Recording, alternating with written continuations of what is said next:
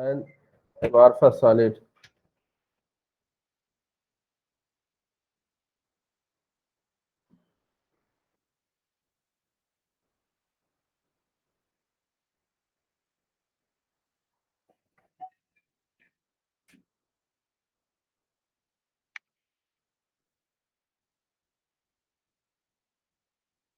आवाज सुनाई दे रही है कि और तेज से बोले? सर सुनाई दे रही है। हाँ, सर दे रही है sir.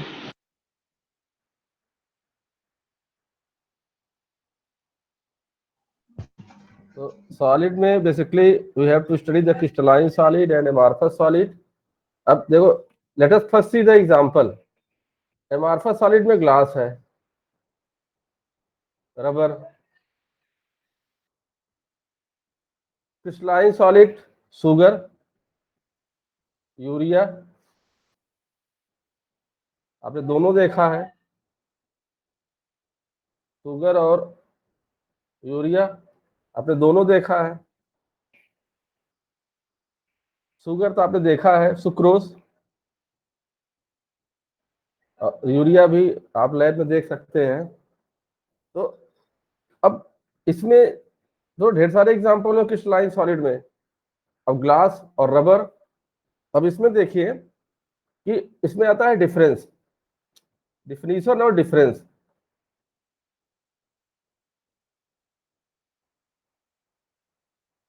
Difference and definition.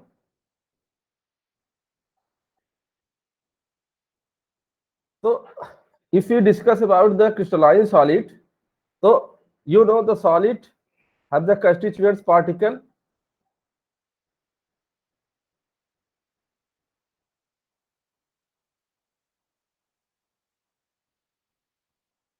Constituents particle, and these constituents particle have the strong intermolecular force of attraction, therefore they are solid. If they are having the very weak intermolecular forces, they will be the gas. But we are discussing about the solid state. So one thing is the general characteristic of solid state. They are having the fixed definite mass, volume, shape, strong intermolecular force, and they are mostly incompressible. Incompressible का मतलब है आप उसको compress भी नहीं कर सकते। आप दबा के देखेंगे तो दबेगा नहीं, सॉलिड स्टेट। नंबर 2, अगर आप गर्मी के सीजन में दो क्रिस्टल रख दीजिए, एक सुक्रोज सुक्रोज रख दीजिए, चीनी के कुछ क्रिस्टल रख दीजिए, और यहाँ पे एक प्लास्टिक रख दीजिए धूप के अंदर, तो आप देखेंगे प्लास्टिक जो होगा वो सॉफ्ट हो जाएगा थोड़ी देर के बाद। वो इस प्लास्टिक का जो मटेरियल है, अगर रहता है जैसे चप्पल है या और कोई चीज है प्लास्टिक की, आप देखो तो वो थोड़ा सा सॉफ्टनेस उसमें आ जाएगी। लेकिन अगर क्रिस्टलाइन सॉलिड होगा इसमें सॉफ्टनेस नहीं आएगी, इसमें कोई कन्वर्जन नहीं होगा, जितनी इसमें रिजिडिटी है उतनी ही बनी रहेगी। हाँ, जब इसका मेल्टिंग पॉइंट आएगा, मेल्टिंग पॉइंट पे ही इसका सॉलिड से लिक्विड या सॉफ्टनेस आएगी, धीरे धीरे सॉफ्टनेस आएगी, सॉलिड होगा, सेमी सॉलिड, उसके बाद लिक्विड बन जाएगा। लेकिन जो रबर है, ग्लास का तो भी आप हीट करके देख सकते हैं लैब में, धीरे धीरे गर्म करते हैं सॉफ्ट होना शुरू हो जाता है, अब फिर जाके पिघल जाता है। सॉफ्ट होता है तब पिघलता है। लेकिन सॉलिड में क्या होता है, ये सीधे सीधे मेल्ट कर जाता है, पिघलेगा नहीं। ये जो है सॉफ्ट नहीं होगा। ऐसा नहीं है कि धीरे धीरे धीरे धीरे धीरे आया फिर पिघला, नहीं। इसको बोलते हैं sharp, sharp melting point. Sharp melting point मतलब कि एक फिक्स्ड पॉइंट पे पिघल जाएगा, मेल्ट कर जाएगा। लेकिन अगर पिघलने से पहले सॉफ्ट होता है फिर धीरे धीरे जाके लिक्विड बनेगा, इसका मतलब जो इसका मेल्टिंग पॉइंट है वो फिक्स नहीं है, शार्प नहीं है, किसी फिक्स पॉइंट पे नहीं है। जैसे हो सकता है इसका 70 से लेकर के, किसी का 70 से लेकर के 100 तक रेंज हो, तो इसको बोलेंगे 70 से लिक्विड बनना शुरू होता है 100 तक जाता है। इसका क्या है, इसका 80 है तो 80 पे पिघल जाएगा। जैसे कैंसर है, नेफ्थलीन है तो 81 डिग्री सेल्सियस पे वो मेल्ट कर जाएगी, 81 पे मेल्ट कर जाएगी। उससे पहले आप उसको क्रिस्टल उठा के देखोगे, दबा के देखोगे, तो कहीं उसमें आपको सॉफ्टनेस नजर नहीं आएगी, लेकिन एक फिक्स मेल्टिंग पॉइंट आएगा, लिक्विड बन जाएगा। एमार्फस में क्या होता है, एमार्फस में ऐसा नहीं है कि एक फिक्स मेल्टिंग पॉइंट पे ही मेल्ट करेगा। मेल्टिंग पॉइंट से काफी पहले वो धीरे धीरे धीरे धीरे धीरे मुलायम होगा, सॉफ्ट होगा, फिर धीरे धीरे जाकर के मेल्ट हो जाएगा। अब ऐसा क्यों होता होगा? तो अगर हम उसके डिफिनीशन की बात करें, हम उसके डिफरेंस की बात करें, तो आप लिख लीजिए सॉलिड के अंदर, in solid the constituents particle have definite arrangement of atom, definite arrangement of atom. एक प्रॉपर अरेंजमेंट होगा, डेफिनेट यानी प्रॉपर।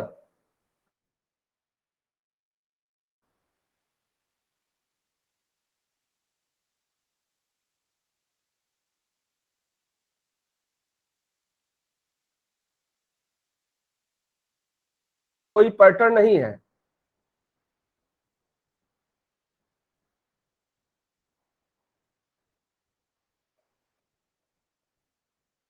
इसमें कोई पैटर्न नहीं होता है, कहीं घना होता है, कहीं रेयर होता है, कोई इनडेफिनिट पैटर्न होता है इसमें। इम्प्रॉपर अरेंजमेंट जैसे भी आप डिफाइन करो, इम्प्रॉपर अरेंजमेंट है, और इसमें क्या है, डेफिनेट एक प्रॉपर अरेंजमेंट है। तो जो क्रिस्टलाइन सॉलिड होगी, दे हैव द एक proper arrangement of the atom, molecule, ion, जो भी है। जैसे सोडियम क्लोराइड है, ये भी क्रिस्टलाइन सॉलिड है, तो इसमें आयन होगा। CO2 है, ड्राई आइस, ड्राई आइस क्या होती है, solid CO2। Dry ice is a solid CO2। तो ये आइस जो आपकी आती है, सिंपल पानी की आइस, ये भी सॉलिड होती है। तो इसमें जो कंस्टिट्यूएंट्स हो सकते हैं वो एटम हो सकते हैं, और क्या हो सकते हैं, मॉलिक्यूल हो सकते हैं एट सॉलिड में, सॉलिड कंस्टिट्यूएंट, और क्या हो सकते हैं, आयन हो सकते हैं। तो जो भी कंस्टिट्यूएंट्स है, तो हम इसमें बोलेंगे द कंस्टिट्यूएंट्स एटम, मॉलिक्यूल और ion, they are having the definite arrangement. ये किसका हो गया, solid. Example, sugar, urea, sodium chloride, sucrose, lactose, these are the example of crystalline solid.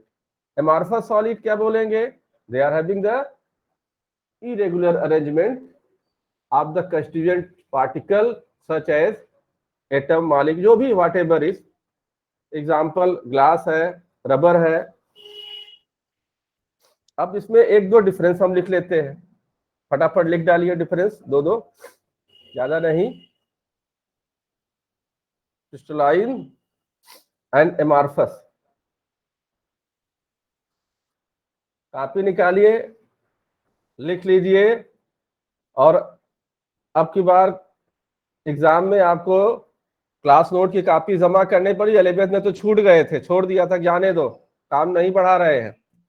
और क्लास तो खैर 45 लोग हो, क्लास तो ठीक है। तो अब भी से डेट वाइज आप बना के लिखना, कुछ चीजें जो छूट जाती है आप बुक से लिख लो। अब तो 11th से 12th में आ गए, अब तो काफी कुछ समझदार हो गए। तो लिखो फटाफट। प्रॉपर्टी हम क्या क्या लिखने जा रहे हैं, पहला तो शेप देखते हैं। शेप, शेप कैसा होता है क्रिस्टलाइन सॉलिड में, कोई बताएगा? हाँ, थोड़ा तेज बोलो, एक मिनट यार, आवाज नहीं आ रही, बोलिए। Sir 3D shape. अरे नहीं, जैसे मैं क्या बताया था, डेफिनिट और इनडेफिनिट। डेफिनिट होगी, लिख लीजिए। तो इसमें जो है आपका डेफिनिट शेप हो गई क्रिस्टलाइन में। और भी लोग बोलना, नहीं तो हम जाने कैसे को बता रहा। इसमें क्या होगा, इरेगुलर। Irregular shape. आज स्केच पेन चल नहीं रही, बहुत दिन के बाद इसकी इंक लगता है सूख गई है, तो देखता हूं मैं।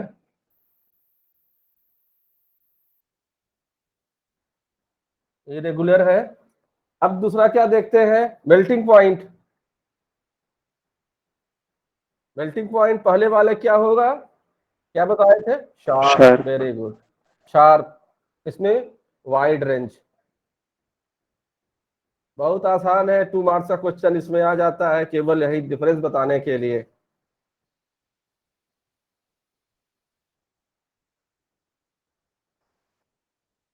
अब आप देखो, तीसरा देखते हैं हम, क्लीवेज देखते हैं। क्लीवेज क्या होता है, क्लीवेज होता है जब उसको हम कट करें तो दो चीजें से होता है। कभी कभी आपने देखा होगा कि जो शीशा टूटा रहता है, वो वो इस तरीके से ऐसे तिरछा दिखता है, धारदार बनता है, अगर हाथ लगाओ तो उसमें कट जाए। ऑब्लिक जिसको शेप होता है, जैसे जैसे ये देखिए ऐसे कटे, और एक चीज ऐसे कटे सीधा, ऐसे, और एक ऐसे तिरछा कट जाए, इधर ज्यादा और इधर कम। ये ऐसे, ऐसे धार आई, ऐसे कट गया, और दूसरा सीधा सीधा एकदम कटता है सरफेस। आपने काटा भी तो नहीं कटा, इसलिए कुछ कागज फाड़ते हैं तिरछा कट जाता है, और कुछ लोग कागज फाड़ते हैं एकदम सीधा पड़ता है। तो जो क्रिस्टल सॉलिड होगा, अब क्रिस्टल सॉलिड में हमने क्या बनाया था, देखिए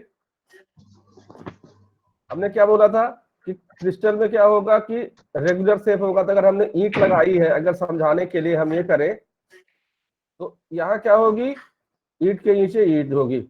ये एग्जाम्पल बता रहे हैं समझाने के लिए।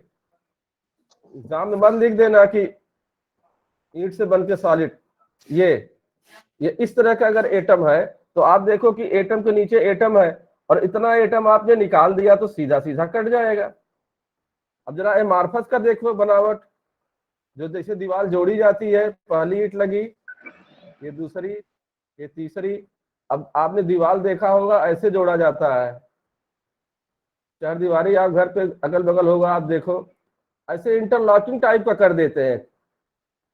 और जब कभी चार दीवारी की दीवार टूटती भी है, तो आप देखो ऐसे ऐसे करके दिखती है, यहाँ ऊंचा फिर नीचे होती चली जाती है, ऐसे। क्यों, क्योंकि यहाँ पे जो कंस्टिट्यूएंट्स का जो शेप है, जो अरेंजमेंट है, वो इरेगुलर है। ईंट के नीचे ईंट नहीं रहेगी। लेकिन अगर किस लाइन को हम समझे इस बात से, इस एग्जाम्पल से, तो इसके नीचे ईंट के नीचे ईंट रहेगी, यानी एटम के नीचे एटम रहेगा। उसी को हम बोलते हैं रेगुलर शेप या डेफिनिट पैटर्न। एक डेफिनिट पैटर्न होगा, इसमें कोई डेफिनिट निश्चित पैटर्न नहीं होता है, इरेगुलर है जो भी बन गया। तो आई थिंक आपकी बात समझ में आ गई होगी। तो अगर हम क्रिस्टलाइन सॉलिड को कट करेंगे, तो एक सीधा सीधा ऑब्लिक नहीं आएगा, शार्प एज आएगा। क्लीवेज जो होगा,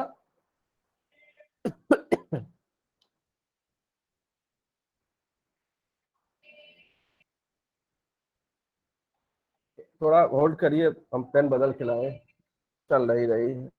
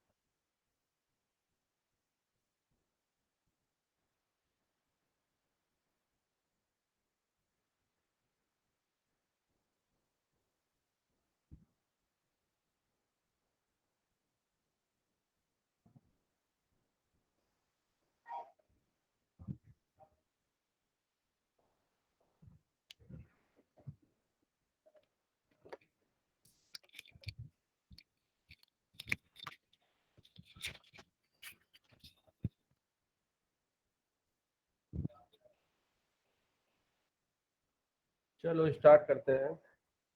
तो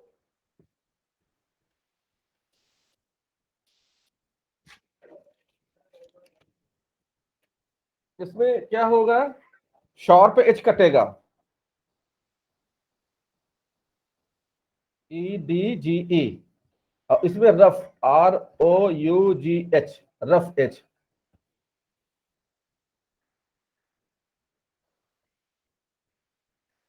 रफ एच का मतलब क्या हुआ, इरेगुलर सरफेस कटेगा।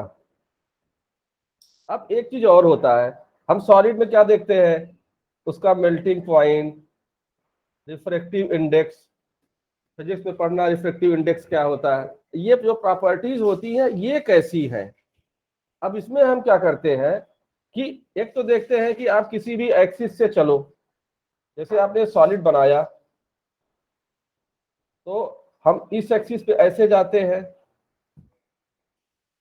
या इस एक्सिस पे ऐसे जाते हैं, तो यहां से यहां तक जा रहे हैं, तो आप कहीं से भी सैंपल उठा लीजिए, कहीं से भी सैंपल उठा लीजिए, आपको वही चीज मिलेगी। या हम डायगोनल चलते हैं ऐसे, तो यहां से यहां तक जब जाते हैं तो इस सॉलिड में हर जगह एक जैसी प्रॉपर्टी मिलेगी। और एक दूसरा तरीका क्या होता है, एक दूसरा तरीका क्या होता है कि हम जब मान लो इधर से इधर जा रहे हैं तो ये प्रॉपर्टी चेंज होती जा रही है, एक जैसी प्रॉपर्टी नहीं है। इधर कुछ प्रॉपर्टी दूसरा है, यहाँ कुछ दूसरा है, यहाँ कुछ दूसरा, इस लाइन में दूसरी है और इस लाइन में दूसरी प्रॉपर्टी है। या ये कह सकते हो आप, इधर से जाते हैं तो प्रॉपर्टी अलग मिलती है, रिफ्रैक्टिव इंडेक्स, इधर से यहाँ आते हैं तो रिफ्रैक्टिव इंडेक्स अलग मिलता है। तो एक तो होता है कि property same along the axis, किसी एक्सिस में जाते हो आपको प्रॉपर्टी सेम मिलेगी। एक दूसरा होता है कि आपको प्रॉपर्टी चेंज मिलेगी। तो दो वर्ड इसमें होता है, आइसोट्रॉपिक एंड एन आइसोट्रॉपिक। लिखिए पहले, क्रिस्टलाइन सॉलिड में crystalline solid are anisotropic in nature,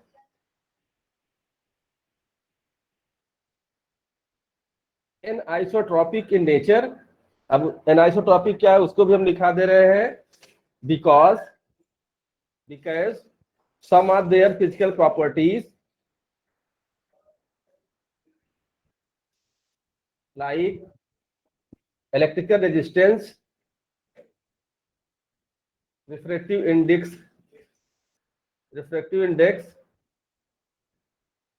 show different values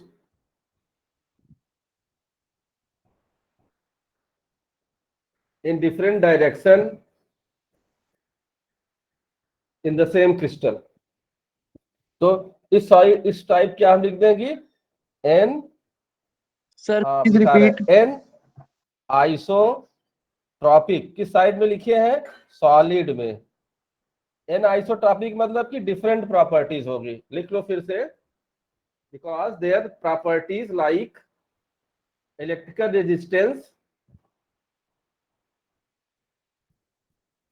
refractive index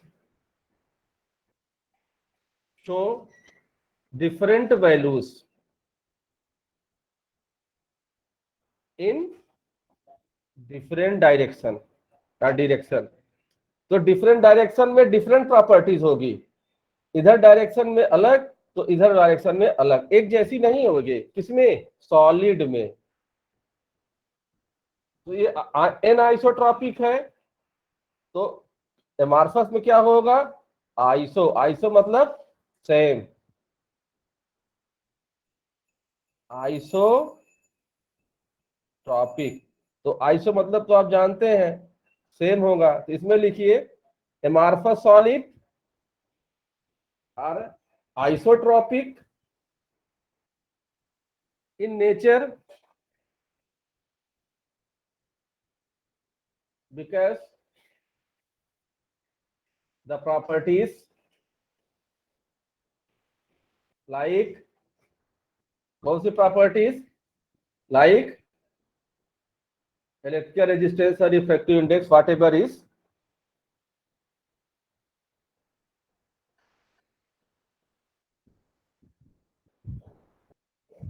are same SAME along different directions.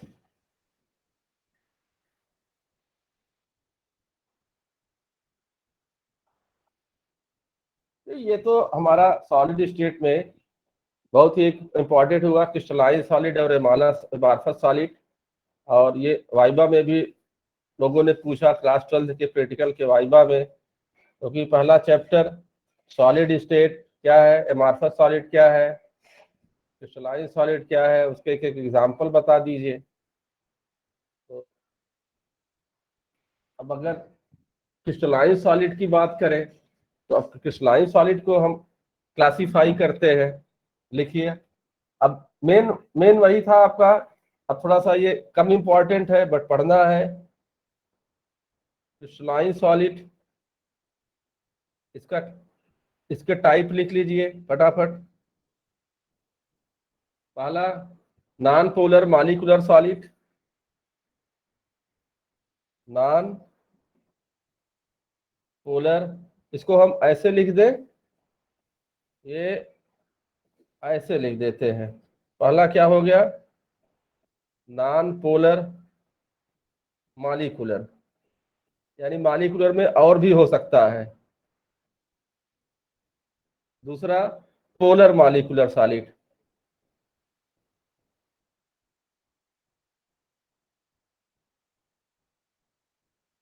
Non polar और पोलर यानी मॉलिक्यूलर में दो हुआ।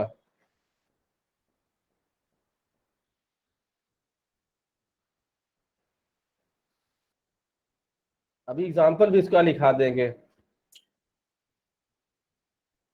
पोलर नॉन पोलर आपने पढ़ा ही भी है। तीसरा है हाइड्रोजन बॉन्डेड, ये भी आपने पढ़ा है। Hydrogen bonding, hydrogen bonded molecular solid.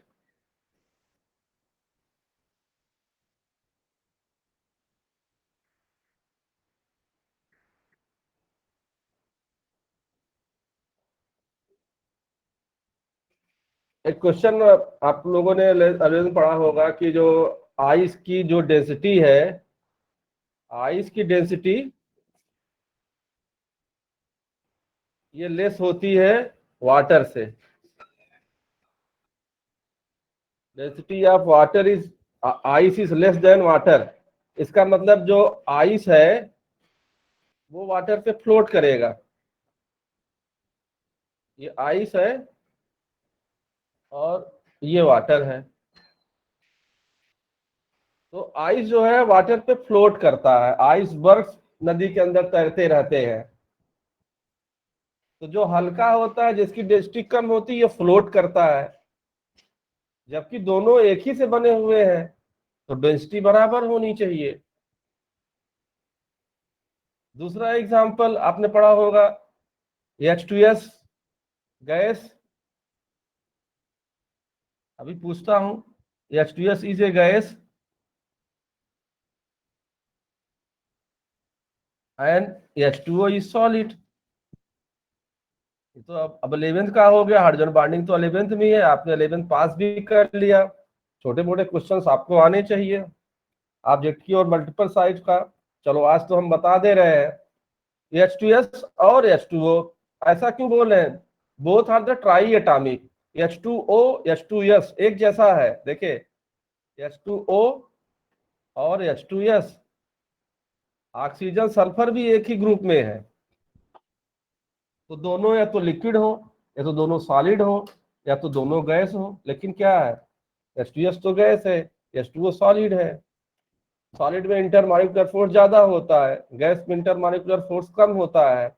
इसका मतलब H2O में कोई इंटरमॉलिक्यूलर फोर्स ज्यादा है। तो कौन सा इंटरमॉलिक्यूलर फोर्स नया आ गया, हाइड्रोजन बॉन्डिंग। तो H2S गैस, H2O सॉलिड या लिक्विड, लिक्विड कर लीजिए। सॉलिड तो आइस बनने के बाद, तो H2S गैस, H2O लिक्विड। तो लिक्विड क्यों हुआ, इसका मतलब गैस से ज्यादा लिक्विड की। अगर ठंडा और कर दिए और बढ़ा दो तो आइस बन गया। तो H2O gas, H2S is gas, H2O is liquid because hydrogen bonding. अब चलो H2O में आ गए। अब H2O ये भी है वो पानी जो है, सिंपल वाटर जो है, सॉलिड भी H2O ही है, लेकिन अब जब आइस बन गया तो उसकी डेंसिटी कम हो गई, अब वो पानी के अंदर तैर रहा है, फ्लोट कर रहा है। ऐसा क्यों हुआ कि जब वाटर फ्रीज होने लगता है तो फिर से हाइड्रोजन बॉन्डिंग बनती है दो मॉलिक्यूल के बीच में, और हाइड्रोजन बॉन्डिंग जब बनती है तो वाटर के मॉलिक्यूल जब एग्रीगेट होते हैं, एक साथ जुड़ते हैं, सॉलिड होगा तो नजदीक नजदीक आएंगे, एक रेगुलर अरेंजमेंट बनाना शुरू करेंगे, एक डेफिनिट पैटर्न में एक जगह खड़े हो जाएंगे, क्योंकि उनको मूवमेंट की ज्यादा इजाजत नहीं है, अपना स्थान छोड़ने की इजाजत नहीं है सॉलिड में। लिक्विड में तो वो घूम सकते हैं, घूम रहे हैं, लेकिन सॉलिड बनते ही अपना स्थान नहीं छोड़ सकते, they can't leave the place. तो क्या होगा, आइस जब बनना शुरू होता है तो उसमें फिर से हाइड्रोजन बॉन्डिंग बनती है और मॉलिक्यूल दूर दूर प्लेस्ड हो जाते हैं। तो अगर वन वर्ड आंसर बताएंगे कि why the density of ice is less than water, तो क्या बोलेंगे, due to intermolecular hydrogen bonding in between the water molecule. लिख लीजिए, due to intermolecular hydrogen bonding in between the water molecule and they are forming the cage like structure।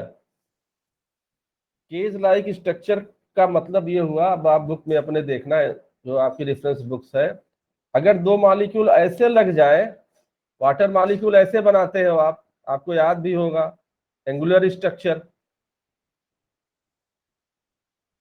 अगर इस तरीके से ऐसे जुड़ जाए तो आप देखिए कितना दूर दूर मॉलिक्यूल हो गया, ये जगह कहाँ करेगी, ये तो खाली हो गई जगह ना।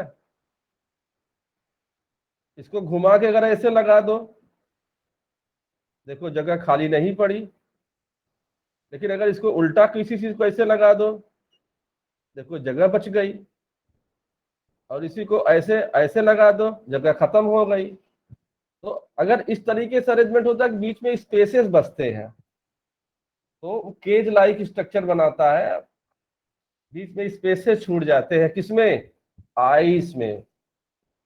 आइस में होता है लेफ्ट स्पेस, केज लाइक पिंजरे जैसा जगह उसमें होती है, इसलिए इसकी डेंसिटी हो जाती है कम, डेंसिटी लेस, इसलिए ये फ्लोट करता है पानी पे।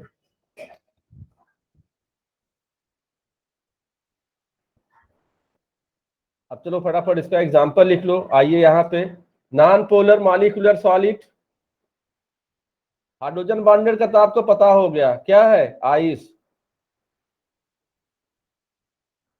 पोलर मॉलिक्यूलर और नॉन पोलर होता है, तो लिख लीजिए इसमें, पोलर में सॉलिड HCl, सॉलिड HCl। दूसरा एग्जांपल, HCl का मॉलिक्यूल पोलर होता है, सॉलिड NH3, NH3 का मॉलिक्यूल पोलर होता है। और नॉन पोलर में क्या एग्जांपल होगा, नॉन पोलर में solid CO2, solid CO2, CO2 non polar होता है, सॉलिड हीलियम। तो these are the some example, बहुत ढेर सारे एग्जांपल होंगे, आप कर सकते हो।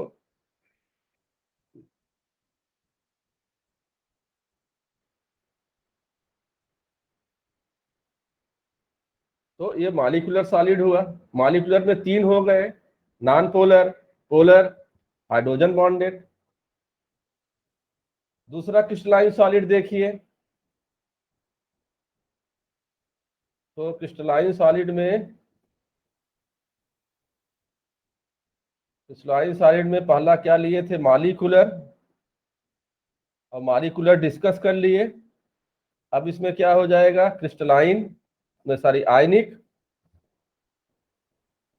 आयनिक सॉलिड, आयनिक सॉलिड में क्या होगा, कंस्टिट्यूएंट्स आयन, आयनिक सॉलिड में कंस्टिट्यूएंट्स क्या हो जाएंगे, कंस्टिट्यूएंट क्या होगा, आयन। मॉलिक्यूलर सॉलिड में कंस्टिट्यूएंट्स क्या होता है, मॉलिक्यूल।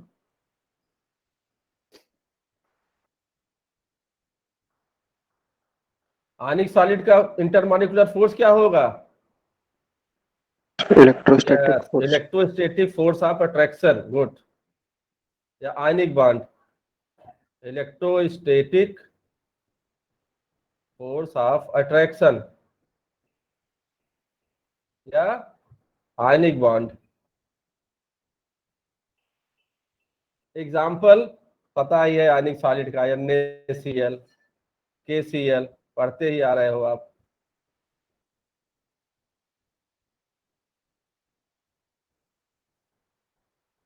चलो, क्रिस्टलाइन सॉलिड का सेकंड थर्ड हो गया, मॉलिक्यूलर हो गया, आयनिक हो गया। अब तीसरा इसका देखते हैं, metallic solid, METALLIC, metallic solid.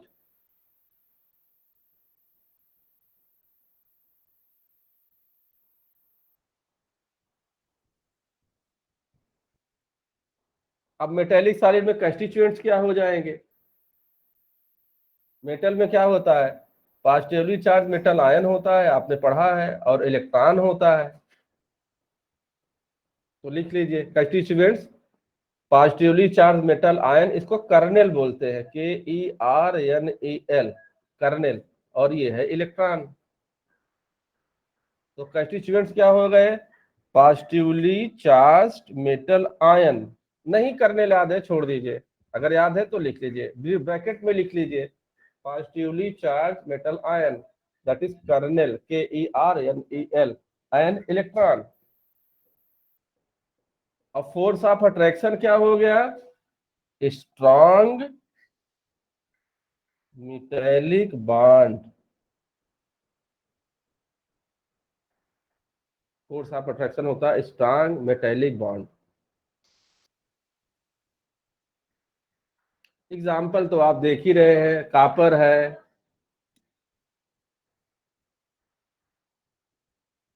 Copper है, सिल्वर है, गोल्ड है, कुछ भी सब मेटल्स ही है, आयरन है, निकल है, ये सब मेटल्स है, स्ट्रॉन्ग मेटेलिक बॉन्ड होती है।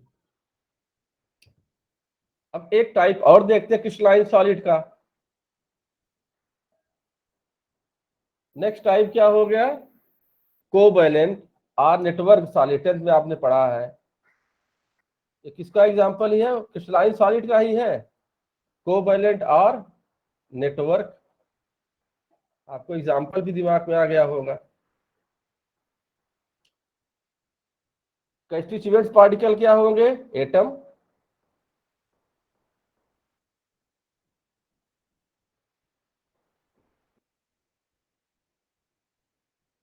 So non-metals.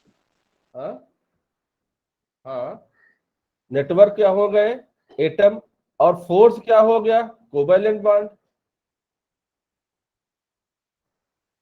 Covalent bond. Example diamond, graphite, quartz, diamond, graphite,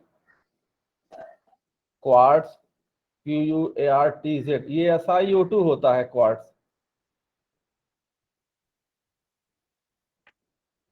diamond graphite आपने पढ़ा हुआ है, एक में हेक्सागोनल नेटवर्क होता है, एक में टेट्राहेड्रल होता है, इस तरीके से। तो क्या करना आप जो है, SiO2 तो सैंड होता है। उसमें भी एमार्फस, एमार्फस सैंड होती है, क्रिस्टलाइन जो होती है वो क्वार्ट्ज होती है, ठीक है। Yes, एमार्फस और क्रिस्टलाइन दोनों होता है, सैंड एमार्फस फॉर्म है उसका। और जैसे जो क्लास 11 में पढ़े थे, लास्ट में पढ़ाए थे चारकोल, चारकोल जो है कार्बन का एमार्फस फॉर्म है और ग्रेफाइट क्या है, उसका क्रिस्टलाइन फॉर्म है। तो लास्ट में पढ़ा रहे थे, मेरा क्लास में रहे होंगे। चलो अब थोड़ा सा अटेंडेंस देख लेते हैं। और 44 है, आज पहला दिन है, थोड़ा बोल लेते हैं। कापियां आप लोग बना लेना और वो डेट वाइज